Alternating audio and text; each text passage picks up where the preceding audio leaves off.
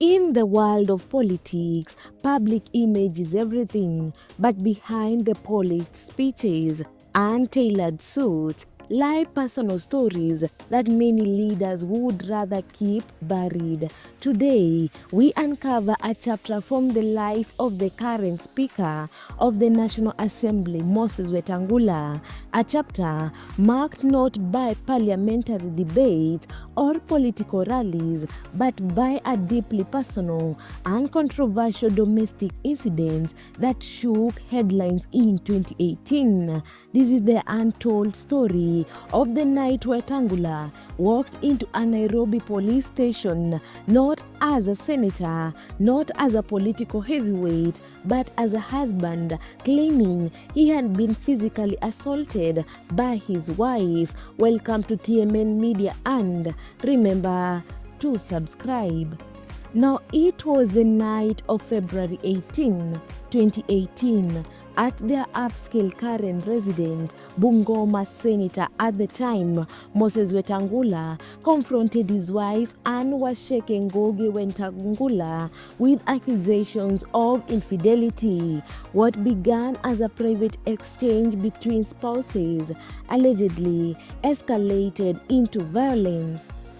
According to an official note filed under the category alleged assault involving a VIP, Wetangula reported to the current Divisional Criminal Investigation Office that he had been attacked. He claimed that after accusing Anne of cheating, she lost her temper and pounced on him.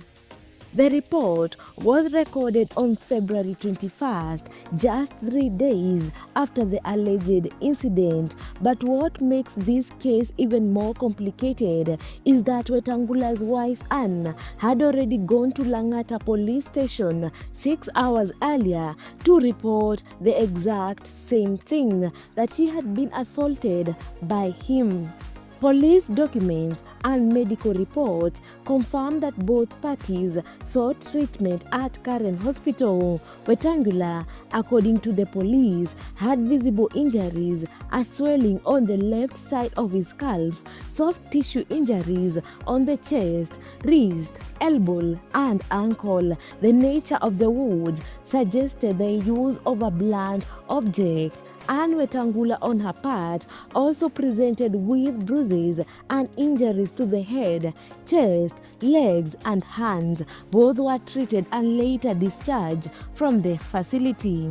A P3 form, the official medical document for assault victims, was issued to Wetangula to support his police report. Meanwhile, investigations were launched into the alleged domestic brawl involving two people not only linked by marriage, but also by a shared public image. By 2018, Moses Wetangula was no stranger to the spotlight. As a court principal and a seasoned legislator, he was one of the loudest voices in the opposition. He had built his political career on discipline, structure, and strategy. But on the night in Karen, the headline shifted away from parliament and into his private home. The scandal left many in shock. Domestic violence, when it involves public figures, is often a tightly guarded matter. But this case, with both parties accusing each other and both seeking medical attention, laid bare the cracks in what assumed to be a powerful political couple. Fast forward to 2025, Moses Wetangula now holds the third most powerful office in Kenya, Speaker of the National Assembly. Yet the echoes of that February night in 2018 continue to linger. While the case appears to have quietly resolved and both parties resume their public lives, the event remain a defining episode in Wetangula's personal narrative. To this day, he continues to live with Anne Wacheke, though their relationship has often been described as distant and formal. Wetangula also also publicly acknowledges Phyllis Wetang'ula as a wife, though the two no longer live together. Reports confirm he has two other wives whose identity remain largely private.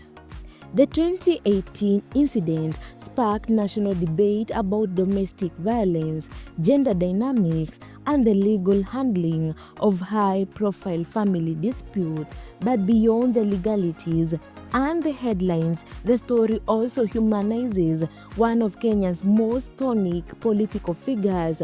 It reminded the country that even its leaders are not immune to the raw, messy realities of personal conflict. In the end, Moses Wetangula's story is one of contradiction, a man navigating tradition and power, political stature, and personal struggle. From a public altercation with his wife to becoming the official voice of parliament, his journey has been far from smooth. Yet it is these very complexities that make him such a compelling figure in Kenya's political landscape. What are your thoughts on public figures and personal scandals? Should such incidents influence public trust or remain a private matter? Let us know in the comments.